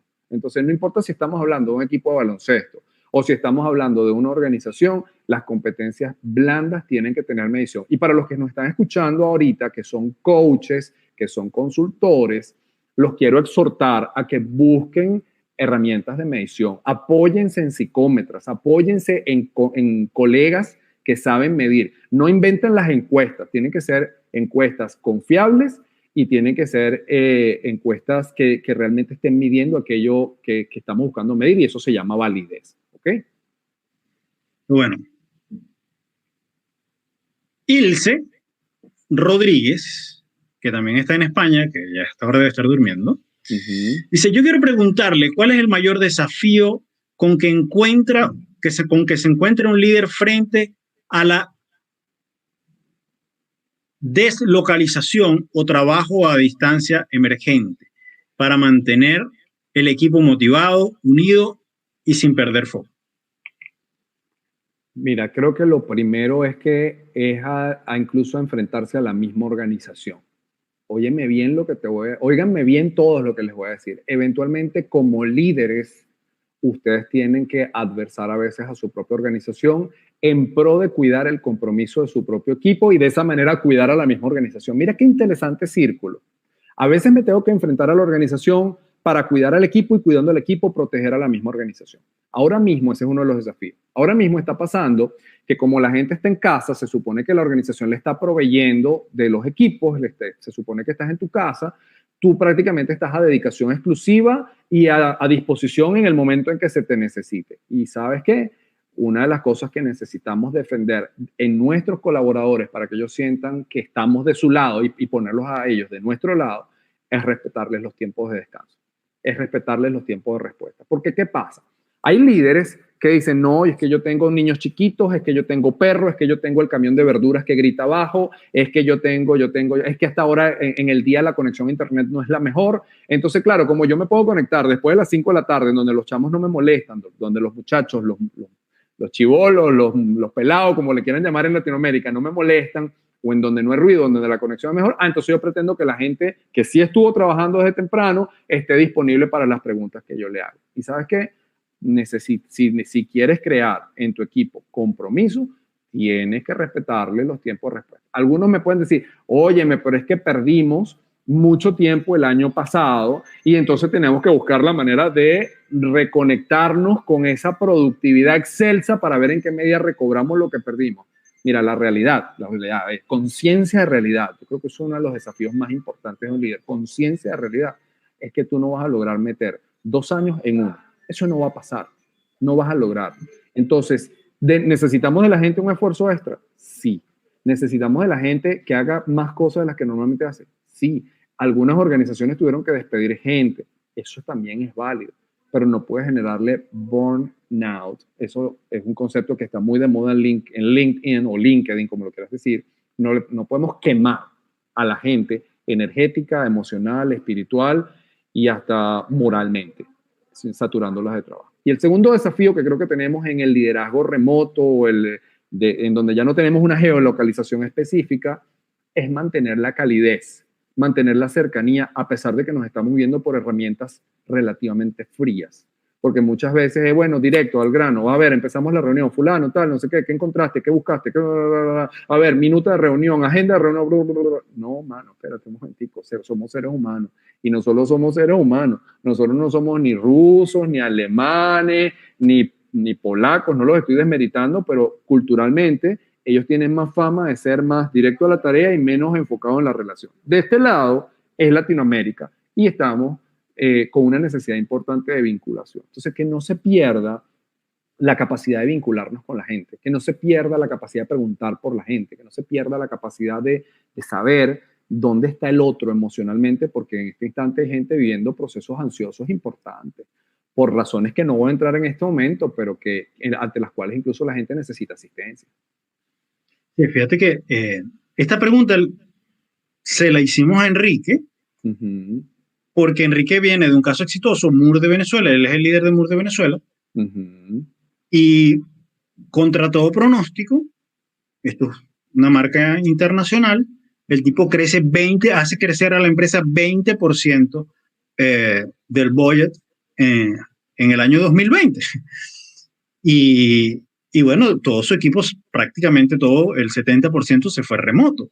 Y yo le pregunté, ¿qué hiciste para mantener el equipo unido, para poder producir, para que...? Y entonces nos contó. Así que yo los invito a que vean, para no extendernos en la respuesta, que vean cómo Enrique Díaz hizo como gerente desde la operación cercana, además en un país como Venezuela, que si no es la luz, es la gasolina, es el internet, ¿sabes? Es todo un desafío mayor.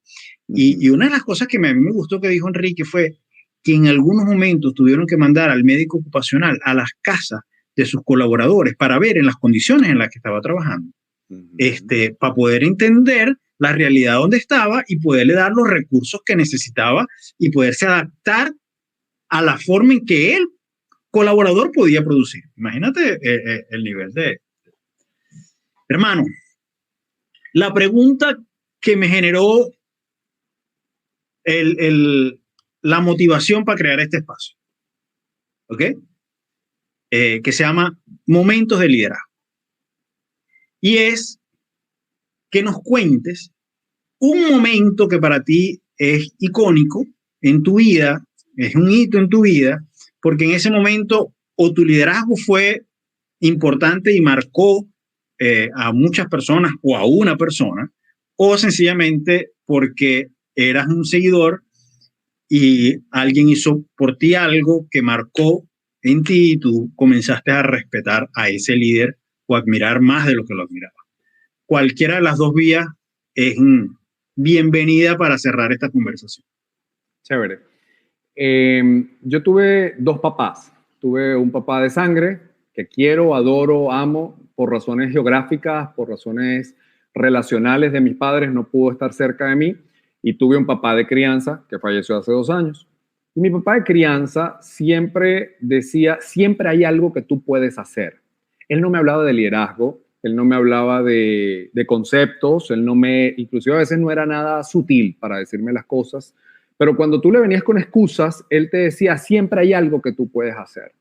Y yo te puedo citar N cantidad de situaciones en las cuales yo tengo a mi papá sonándome aquí detrás, resoplándome detrás de la oreja, a pesar de que no está, en donde él me dice, siempre hay algo que tú puedes hacer.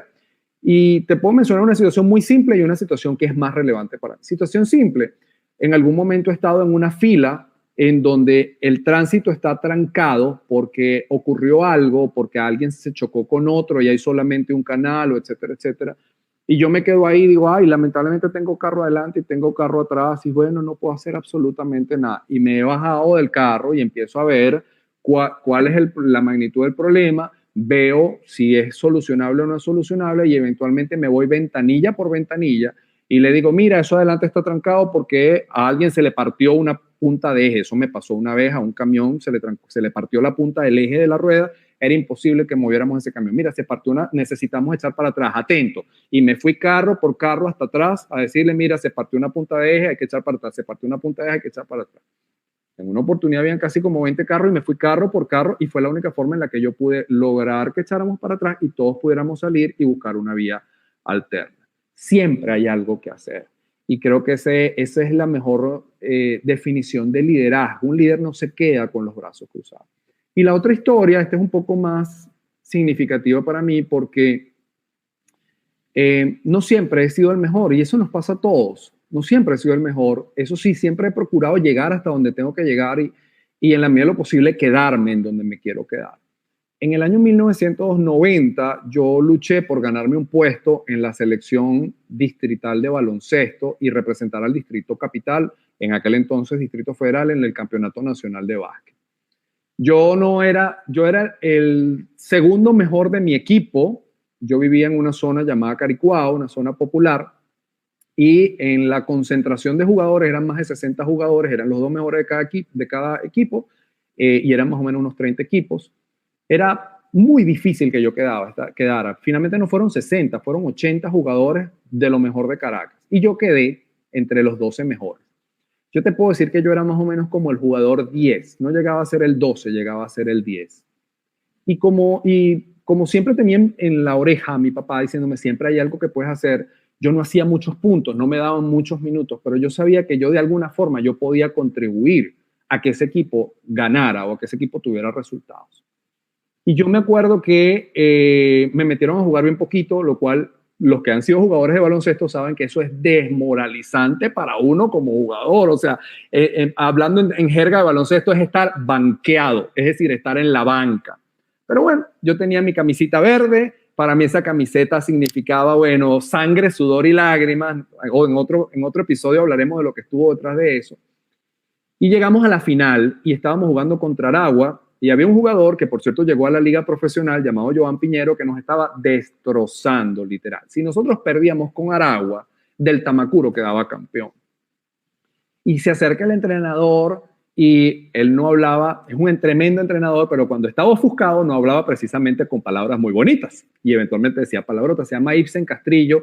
Ese hombre no tiene ni idea de cuánto marcó mi vida, a veces incluso con las palabrotas, porque sacó de mí la gallardía, los testículos necesarios para hacer lo que había que hacer.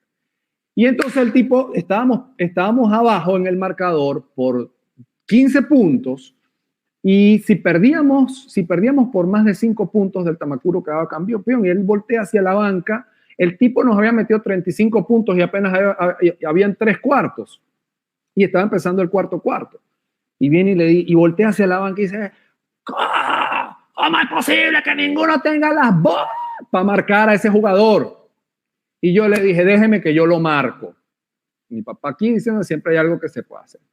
Empezamos a jugar una jugada que se llama caja y perro o caja y uno. Es en donde tienes 4 jugadores defendiendo el aro y un jugador confinado a hacerle la vida imposible al jugador que necesitas anular del otro bando.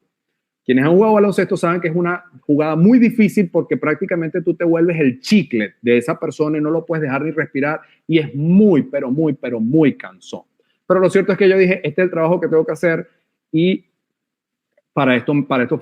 aquí es donde yo voy a poder demostrar quién soy. Lo cierto es que finalmente yo empecé a marcar al jugador, el jugador no agarraba la pelota y no agarraba la pelota y no agarraba la pelota. Y él se llegó a desesperar, empezó a perder el control, fíjate la importancia de la psicología deportiva, y se desespera tanto que me da un codazo en la cara y yo lo empujo. Y en ese momento el árbitro nos está viendo a los dos y hace este movimiento, pita, que significa los dos están expulsados. Cuando yo iba para la banca, porque me botaron del juego, yo le dije al entrenador, el trabajo está hecho. Y lo que yo sentí en ese momento es que mi trabajo no era meter puntos, mi trabajo no era en ese campeonato nacional ser la estrella, pero yo fui a hacer lo que tenía que hacer y lograr lo que mi equipo necesitaba de mí. Y creo que el liderazgo finalmente a veces es saber que haces lo que haces porque quieres que tu equipo esté bien, porque quieres que las cosas salgan, porque quieres que las cosas resulten. Y muchas veces eso no es fácil, porque cuando tú te ves a ti mismo que no eres el que vas a aparecer en el periódico como el que metió más puntos y que el periódico no te va a reseñar como el que defendió a Joan Piñero del otro equipo para que tu equipo ganara, no importa, pero tú sabes que tú estuviste allí y sabes que hiciste lo mejor para que tu equipo saliera victorioso en aquello que necesitaba ser victorioso. Y ahí finalmente la victoria, eso no lo sabía obviamente en esa edad, lo sé hoy en día, la victoria es espiritual. Y creo que los líderes necesitamos eventualmente tener victorias espirituales, aunque no haya nadie que nos esté aplaudiendo y nos esté reconociendo. Hermano, yo lo aplaudo desde aquí, gracias. Muchos años después. Bravo, mi pana. Gracias. Muchísimas gracias. Gabo, como siempre contigo, una conversa que puede durar días y a mí me encanta que mis amigos sean tan buenos conversadores. Gracias a ti por invitarme. Cierra esta entrega de Líderes Hablando de Liderazgo. Voy a arrancar con algo con lo que comenzamos. Uno de los puntos importantes que me ha tocado trabajar como líder y me ha costado muchas horas de terapia, Odín Dupeirón, un mexicano que admiro muchísimo, tiene una obra que se llama A Vivir, dice que la terapia es canasta básica, que así como la leche, huevos y terapia, y muchos huevos para ir a terapia, dice él, en metáfora. Bueno, en terapia he tenido que trabajar el proceso de aceptación que me equivoco, el proceso de aceptación de que no siempre sé la respuesta, el proceso de aceptación de que no siempre voy a ser el que va a tener la palabra final. Y fíjate que hoy, por ejemplo, yo vivo de los webinars. Yo doy por lo menos 3 o 4 webinars a la semana, más las reuniones. Y me pasó hoy que se me escapó porque me tocó cambiar de locación. Aquí tenemos 2 plantas y me tocó cambiar de locación porque mi esposa está en otra locación teniendo una reunión. Y dije, bueno, no importa, yo agarro la otra. Y se me escapó traerme el cable de la computadora. Y tuve que decir ayuda, por favor, para no despegarme de estar aquí en el vivo. Y sabes que yo podría entrar en un estado de qué bríos tienes tú, te equivocaste, y cómo se te va a olvidar, pero en qué cabeza cabe, pero tú si eres estúpido y tal, bla, bla, bla. Y sabes que de nada sirve caerse a trancazo. Entonces, si tú me estás escuchando y tú eres de los que te caes a trancazo, no vale la pena, no tiene ningún sentido. Te vas a equivocar, acéptate falible, acepta que tu gente es falible y haz lo que se llama design thinking. Hoy en día, no voy a hablar de esa metodología, búscala por tu cuenta, que es el proceso de experimentación y de equivocarse rápido para corregir rápido también. Creo que equivócate rápido y barato. Exacto, equivócate rápido y barato para que puedas corregirlo lo antes posible. Entonces, aceptémonos que somos falibles y desde esa humildad y esa vulnerabilidad va a emerger nuestra súper mejor versión y va a emerger la mejor versión de la gente con la que nos toca trabajar. Gabriel Ruda Pino, nada más y nada menos. Muchas gracias, pana. Gracias a todos. Lo he disfrutado un montón y el próximo lunes estaremos con un nuevo invitado. Gabriel dejará la pregunta en privado a ese nuevo invitado. Nos vemos en una próxima oportunidad, Gabo. Abrazos a todos. Sigan a Amancio en las redes, Amancio Ojeda.